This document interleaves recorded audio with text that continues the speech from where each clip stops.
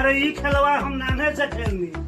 ते खेल जवानी में अपना यार के शान बुझावत आ हमरा के तो सुनाओ तेरी कहानी में। चल भागने से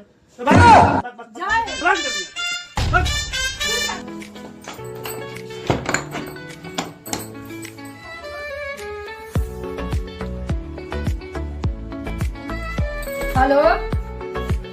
हाँ चलो तुम स्टेडियम पर हम आओ तनी काले बात भइल नु तो काल तो हमरा पते बाटे जे चले के बा फिल्म देखे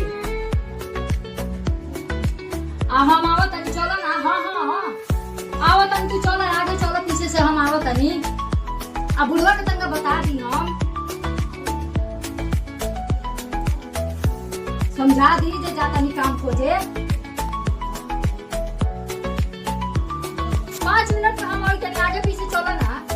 तो लोग देखी तो का कही एक साथ चलल जाई तो ए सुनो तनी हम जाता नहीं तनी काम देखे जो जान जाए बता जो हमरा के तो समझावे चल रही ये सब हम सुनने सब बुझत नहीं। अरे ई खेलवा हम नाने से खेलनी, ते खेल जवानी में अपना यार के शान बुझावत आ हमरा के तो सुनाओ तेरी कहानी में। चल भागने से जाए